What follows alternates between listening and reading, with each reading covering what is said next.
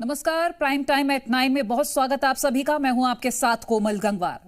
90 से ज्यादा दिनों से जेल में दिल्ली के सीएम केजरीवाल को सुप्रीम कोर्ट से बड़ी राहत मिली है। सर्वोच्च अदालत ने शराब घोटाले में केजरीवाल को आज अंतरिम जमानत दे दी है। आम आदमी पार्टी ने इसे सत्य की जीत कहा है, तो बीजेपी ने पलटवार करते हुए कहा कि जमानत अपराध मुक्त होना नहीं है। हालांकि केजरीवाल को अभी जेल में ही रहना होगा, क्योंकि सुप्रीम कोर्ट ने सिर्फ ईडी वाले मामले में ही बेल दी है। एक तरफ केजरीवाल जेल से सरकार चला रहे हैं, तो दूसरी तरफ इसका खामियाजा दिल्ली की जनता भुगत रही है। सरकारी कामकाज ठप है, लोगों तक सरकारी योजनाओं का लाभ भी नहीं पहुंच रहा है। इसी बीच अब कई तरह के सवाल खड़े हो रहे हैं।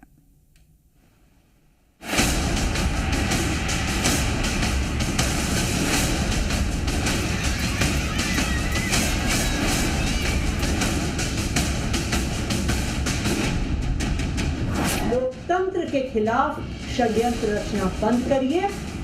सबके परेशान हो सकता है, लेकिन पराजित नहीं हो सकता।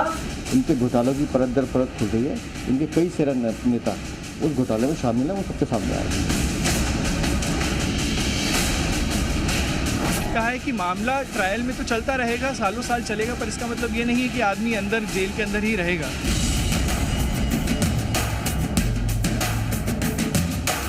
भारतीय जनता पार्टी ने आम आदमी पार्टी के बहुत सारे नेताओं के खिलाफ एक षड्यंत्र रच के, एक साजिश रच के, एक झूठे शराब घोटाले का केस बनाए हुए। अगर वो नीति सही थी, उसको विड्रॉ करने की जरूरत क्या थी? और इस नीति के माध्यम से पूरी दिल्ली बर्बाद हुई। आखिर अरविंद केजरीवाल को अंतरिम जमानत का फायदा क्यों नहीं मिला? ऐसा इसलिए हुआ क्योंकि राउज एवेन्यू कोर्ट ने सीबीआई मामले में केजरीवाल की न्यायिक हिरासत 25 जुलाई तक बढ़ा दी है। सुप्रीम कोर्ट ने जिस मामले में केजरीवाल को अंतरिम जमानत दी, उसकी जांच ईडी कर रही थी, जबकि सीबीआई शराब घोटाले से जुड़े भ्रष्टाचार के एक मामले में उनको गिरफ्तार कर चुकी थी। इधर अरविंद केजरीवाल की जमानत पर सुप्रीम कोर्ट का फैसला आया तो थोड़ी देर बाद आम आदमी पार्टी खेमे में खुशी गम में तब्दील हो गई और सियासत चालू हो गई। इसी पर हमारी ये पूरी रिपोर्ट देखिए।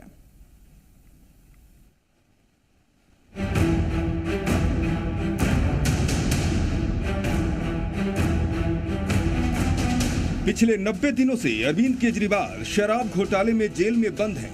आज सुबह से केजरीवाल के अंतरिम जमानत की खबर सुनने के लिए आम आदमी पार्टी के दफ्तर में नेता और कार्यकर्ता इंतजार करते रहे। सुप्रीम कोर्ट से राहत भरा फैसला आया कि ईडी केस में उन्हें जमानत मिल गई। खबर आते ही समर्थक खुश हो गए, लेकिन कुछ ही देर बाद सन्नाटा पसर गया, क्योंकि उन्हें ईडी केस में राहत मिली, लेकिन सीबीआई शराब घोटाले मामले में 25 जुलाई तक उनकी न्यायिक हिरासत बढ़ा दी गई। As far as CBI is concerned, CBI का मैटर अभी भी लिंबित है। उसके अंदर हमारी याचिका हाईकोर्ट के अंदर अभी पेंडिंग है, जो 17 तारीख को आ रही है। उस पर डिपेंड करेगा कि वो एक्चुअल में केजरीवाल साहब बाहर आएंगे या नहीं आएंगे। अभी केजरीवाल को ईडी की गिरफ्तारी के खिलाफ दायर याचिका पर जमानत मिली। ऐसे में अब उन्हें अगर जेल से बाहर आना है तो सीबीआई की गिरफ्तारी के खिलाफ भी कोर्ट जाना होगा। अरविंद केजरीवाल को जमानत मिलने के बाद भी उन्हें उसका फायदा तो नहीं मिला, मगर सियासत जरूर चालू हो गई। आम आदमी पार्टी ने इसे सत्य की जीत बताकर बीजेपी पर साजिश का आरोप लगाया। भारतीय जनता पार्टी ने आम आदमी पार्टी के बहुत सारे नेताओं के खिलाफ एक षड्यंत्र रच के, एक साजिश रच के, एक झूठे शराब घोटाले का केस बनाए हुए हैं। हमारे कौमी कन्वीनर अरविंद केजरीवाल जी को उसमें अरेस्ट किया। इसीलिए उन्होंने एक और षड्यंत्र रचा और सुप्रीम कोर्ट में जिस दिन अरविंद केजरीवाल जी की जमानत का केस आना था, उससे पिछले दिन अपने एक और राजनीतिक हथियार सीबीआई से अरविंद केजरीवाल जी को गिरफ्तार करवा लिया। शराब घोटाला और अरविंद केजरीवाल की जेल पर आम आदमी पार्टी के आरोपों पर बीजेपी ने भी पलटवार किया। शराब नीति में जो घोटाला, जो चोरी आम आदमी पार्टी ने की है, अरविंद केजरीवाल ने की है, उसमें वो दोषी हैं। उन्होंने चोरी की है, लगातार उसका साक्ष्य जांच न्यायालय के सामने रख रही है और उस पर निर्णय अभी बाकी है। इसलिए मुझे लगता है कि एक बार पूरा निर्णय आ जाए। इनके घोटालों की परत दर परत खुल रही है। इनके कई सारे नेता उस घोटाले में शामिल है, वो सबके सामने आएगा। सत्ता के मुंह में इतने मदमस्त हैं कि सीएम की कुर्सी को छोड़ने के लिए वो तैयार नहीं हैं। इनकी इस जिद के कारण दिल्ली में एक पॉलिसी पैरालिसिस हो रहा है, एक कॉन्स्टिट्यूशनल क्राइसिस हो रहा है। अरविंद केजरीवाल पर एक तरफ आम आदमी पार्टी और बीजेपी में सियासी घमासान मचा है, तो दिल्ली की जनता त्राहिमाम कर रही है। सुप्रीम कोर्ट ने केजरीवाल की जमानत पर फैसले के बीच उनके मुख्यमंत्री बने रहने पर भी बड़ी बात कह दी। केजरीवाल के मुख्यमंत्री पद पर रहने को लेकर सुप्रीम कोर्ट ने क्या कहा, सुनिए।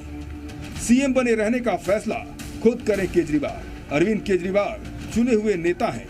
दिल्ली के मुख्यमंत्री का पद प्रभावशाली है। सीएम बने रहने पर कोर्ट निर्देश नहीं दे सकता। सुप्रीम कोर्ट के कमेंट से साफ है कि जेल में रहकर अरविंद केजरीवाल का मुख्यमंत्री बने रहना दिल्ली और यहाँ की जनता के लिए सही नहीं है। केजरीवाल के जेल में रहने से दिल्ली सरकार के कई काम अटके पड़े हैं और दिल्ली वासी त्राहिमाम कर रहे हैं। ब्यूरो रिपोर्ट, जी मीडिया। अब खबर पाकिस्तान की शर्मनाक करतूत की। भारत सरकार के फैसले के बाद बीसीसीआई ने पाकिस्तान में चैंपियंस ट्रॉफी खेलने से इनकार कर दिया है, जिसकी बड़ी वजह है पाकिस्तान का आतंकवाद प्रेम। मगर अब भारत के खिलाफ पाकिस्तान की दहशतगर्दी की नई साजिश बेनकाब हुई है, जिसका नाम है कॉन्ट्रैक्ट किलिंग। इस साजिश के सबसे ताजा सबूत देखे जम्मू के अखनूर में। पाकिस्तान की पोल खोलने वाली ये रिपोर्ट देखिए।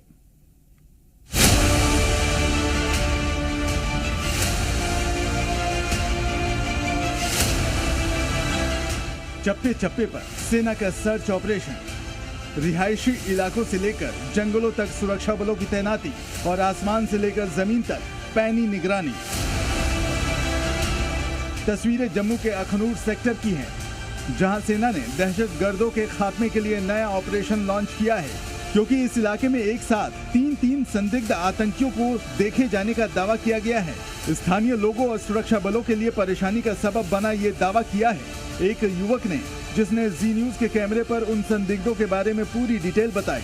12:30 बजे का टाइम था सर। मैं सोया उठा यहाँ से, उठने लगता हूँ तो देखता बंदा सामने खड़ा है, एक साइड में वेपन डाला हुआ है। तो मुझे बोलता है पानी हैगा। मैंने बोला पानी तो है मगर लाइट बंद है, मैं डिसेबल हूँ।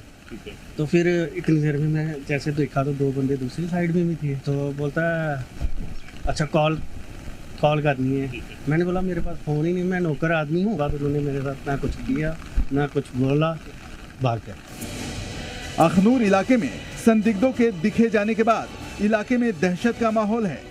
जम्मू कश्मीर पुलिस और सेना ने तलाशी अभियान तेज कर दिया है। साथ ही कुछ लोगों को हिरासत में लेकर पूछताछ भी की जा रही है। सूत्रों के मुताबिक 60 लोगों को पूछताछ के लिए हिरासत में लिया गया है। इनमें से 3 लोगों पर शक है कि उन्होंने आतंकियों को खाना और रहने की जगह दी। आतंकियों के हमदर्द इन 3 लोगों में एक महिला भी शामिल है। इस महिला ने 10-15 लोगों के लिए खाने का सामान किसी शख्स को सौंपा था। सुरक्षा बलों को शक है कि ये खाना आतंकियों के लिए हो सकता है। दरअसल पिछले कुछ वक्त से आतंकियों ने कश्मीर के बजाय जम्मू में ज्यादा आतंकी वारदातों को अंजाम दिया है और अब आशंका जताई जा रही है कि आतंकी जम्मू के अखनूर सेक्टर में किसी बड़ी साजिश में लगे हुए हैं। सुरक्षा एजेंसियों को इनपुट मिला है कि जम्मू कश्मीर में 60 से 70 आतंकी छिपे हुए हैं। ये आतंकी 10 से भी ज्यादा छोटे छोटे ग्रुप में हैं। इन आतंकियों की घुसपैठ सीमा पार से मई महीने में हुई। अखनूर में दिखे 3 संदिग्धों के तार इन आतंकियों से भी जोड़े जा रहे हैं, जिनकी सुरक्षा बलों को तलाश है। इस बीच आतंकियों का नया टेरर प्लान डिकोड हुआ है। खबर है कि दहशतगर्दों की इस खेप को सीमा पार पाकिस्तान से कॉन्ट्रैक्ट किलिंग के लिए भारत भेजा जा रहा है। बताया जा रहा है कि पाकिस्तान में बढ़ती गरीबी से आतंकी संगठनों को आसानी से नौजवान मिल रहे हैं। आतंकी संगठन इन नौजवानों को ट्रेनिंग देकर भारत में भेज रहा है। आतंकी संगठन इन आतंकियों को पैसे देकर भारत में कॉन्ट्रैक्ट किलिंग करवा रहा है। जो आतंकी जितनी ज्यादा किलिंग करेगा उसे उतना ज्यादा पैसे देने का लालच दिया गया है।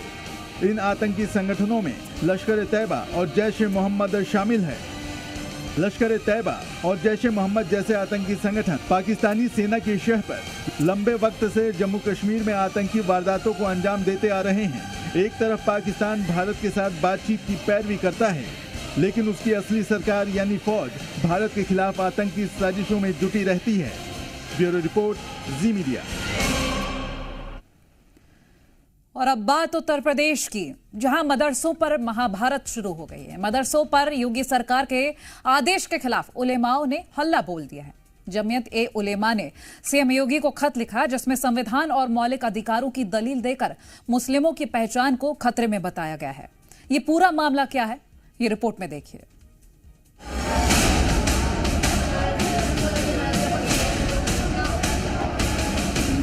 उलेमा आहत, मदरसे पर महाभारत।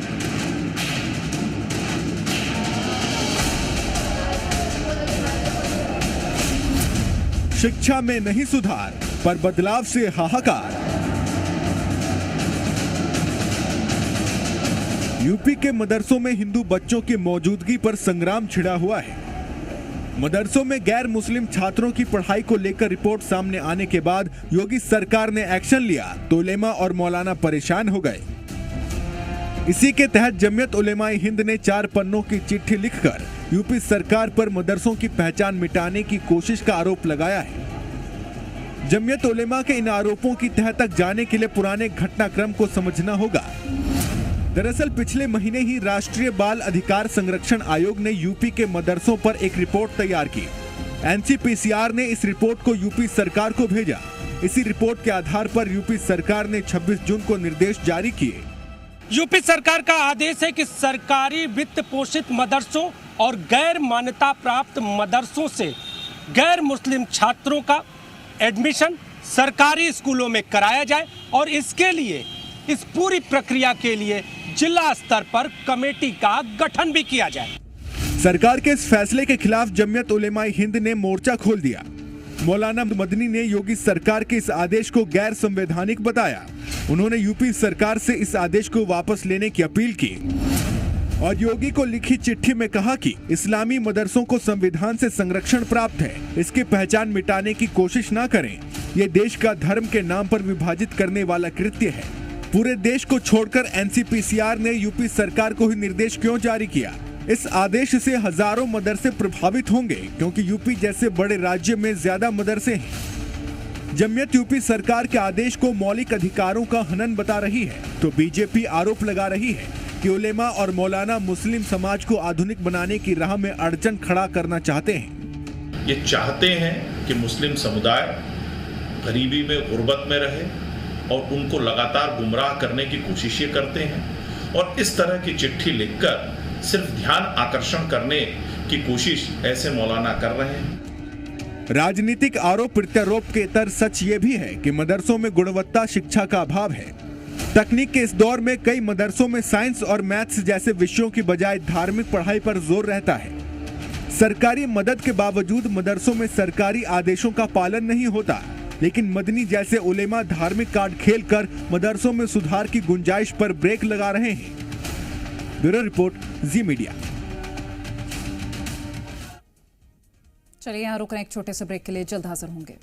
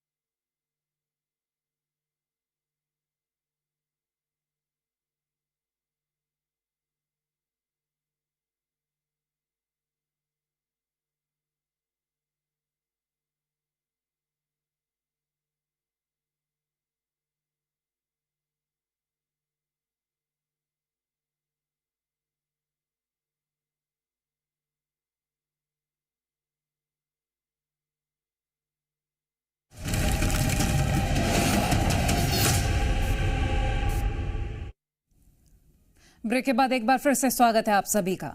मदरसे पर योगी सरकार के आदेश से उलेमा परेशान है, तो उत्तर प्रदेश की सरकारी शिक्षकों ने योगी सरकार से बगावत कर दी है।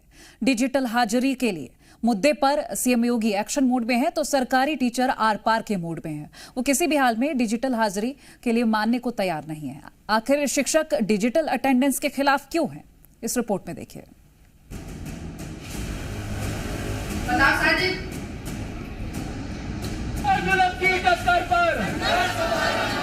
नहीं लगा रहा कोई सर, सारे एक साथ कुछ भी करे सरकार। डिजिटल अटेंडेंस पर योगी सरकार की तमाम सख्ती के बाद भी यूपी के सरकारी टीचर मानने को तैयार नहीं है। वहीं शिक्षकों की बहानेबाजी को योगी सरकार अब बर्दाश्त करने के मूड में भी नहीं है। हालात ये हैं कि यूपी सरकार के लागू नए नियमों की अनदेखी करने वाले सभी शिक्षक योगी सरकार के सीधे रडार पर आ गए हैं। सूत्रों के मुताबिक डिजिटल अटेंडेंस नहीं लगाने वाले शिक्षकों पर कार्रवाई की जा सकती है। सीएम योगी ने शिक्षा विभाग से जुड़े पदाधिकारियों के साथ बैठक करके सख्त कार्रवाई के निर्देश दिए हैं। योगी सरकार के निर्देश के मुताबिक 3 दिन तक डिजिटल हाजिरी नहीं लगाने पर वेतन रोका जा सकता है। डिजिटल हाजिरी नहीं लगाने पर विभागीय आदेश की अवहेलना मानी जाएगी। विभागीय अवहेलना की स्थिति में अनुशासनात्मक कार्रवाई हो सकती है। शिक्षकों का वेतन और मानदेय अगले आदेश तक रोका जा सकता है। इस बीच अलग अलग जगहों के सरकारी शिक्षक लगातार काली पट्टी बांधकर विरोध दर्ज करा रहे हैं। कई संगठनों से जुड़े शिक्षकों ने जिला मुख्यालयों को ज्ञापन भी सौंपा है। पूरे विवाद को समझने के लिए जी न्यूज की टीम उत्तर प्रदेश के कई जिलों के सरकारी स्कूलों में पहुंची और शिक्षकों के इस विरोध की वजह जानने की कोशिश की। डिजिटल अटेंडेंस की हकीकत परखने के लिए जी मीडिया की टीम जब उन्नाव के आदर्श बाल प्राथमिक विद्यालय पहुंची तो वहां मौजूद शिक्षिका नादिरा बेगम ने ऑनलाइन हाजिरी पर क्या कहा, सुनिए। डिजिटल अटेंडेंस लगाई आप? नहीं सर, डिजिटल अटेंडेंस ना, मुझे टेबलेट नहीं मिला। वेतन कटौती के आदेश भी दिए, वेतन कटौती हुई है, आप इसके बारे में क्या? श्योर नहीं हूँ कटा है या नहीं कटा। जो हाल यूपी के उन्नाव के स्कूल में है वही यूपी के दूसरे स्कूलों में भी है। जी मीडिया की टीम अमेठी के स्कूल में भी पहुंची, लेकिन यहाँ पे शिक्षक डिजिटल अटेंडेंस के लिए बिल्कुल तैयार नहीं है। अगर तैयार भी हैं तो इनकी सरकार से अपनी ही डिमांड है। राज्य कर्मचारियों को 30 दिनों का ईएल मिलता है, हम लोगों को सिर्फ 14 सीएल है। 14 सीएल में पूरे वर्ष हमें उसी में करना। हम लोगों को जून में जो छुट्टियां मिलती हैं वो छुट्टियां हम लोगों को खत्म करते हैं। और अब आपको मिलाते हैं सलीम मिश्रा जी, गौ तस्करी वाले से। नाम सुनकर आप भी हैरान हो गए होंगे। दरअसल छत्तीसगढ़ की राजधानी रायपुर में इस शख्स के नाम और काम दोनों को लेकर खुलासा हुआ है। आरोप यह है कि सलीम नाम का एक शख्स आसपास के लोगों को अपना नाम मिश्रा जी बताता था और ऐसा करके सलीम कबाड़ी के व्यापार के नाम पर गौ तस्करी का धंधा किया करता था। लेकिन जब खुलासा हुआ तो बाबा का बुलडोजर एक्शन में आ गया।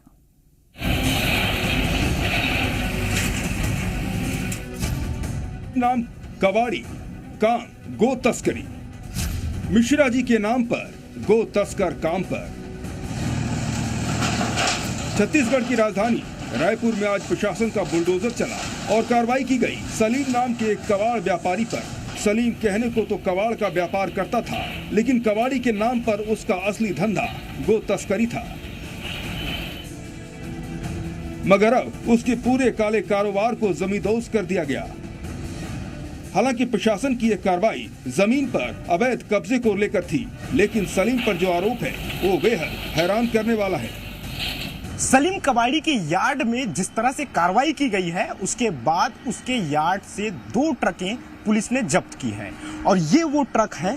ये देख सकते हैं कि इस ट्रक पे किस तरह से जैसे मवेशियों की जो तस्कर जब तस्करी करते हैं या मवेशियों को एक जगह से दूसरे जगह लेके जाते हैं, तो ऐसे ही अंदाज में जो तिरपाल है वो बिछाया जाता है और साथ साथ कुछ गैप भी दिए जाते हैं जिससे मवेशियों को ऑक्सीजन मिल पाए। आरोप है कि सलीम गो तस्करी का ये पूरा कारोबार मिश्रा जी के नाम से चलाया करता था। गो तस्करी को लेकर किसी तरह का खुलासा न हो, इसके लिए सलीम ने अपना नाम बदल लिया था, लेकिन अब पुलिस के एक्शन में आने के बाद पूरा सच सामने आने लगा। ये पूरी कार्रवाई रायपुर के धरसीवा इलाके के एक रसूखदार कबाड़ी के अड्डे पर की गई। पुलिस के मुताबिक सिलतरा के सरकारी जमीन पर सलीम कबाड़ी ने कब्जा कर लिया था और यहाँ कबाड़ के धंधे के अलावा गौ तस्करी में इस्तेमाल होने वाली गाड़ियाँ भी खड़ी की जाती थी। सलीम की काफी समय से शिकायतें मिल रही थी, लेकिन स्थानीय स्तर पर कोई कार्रवाई नहीं की जाती थी।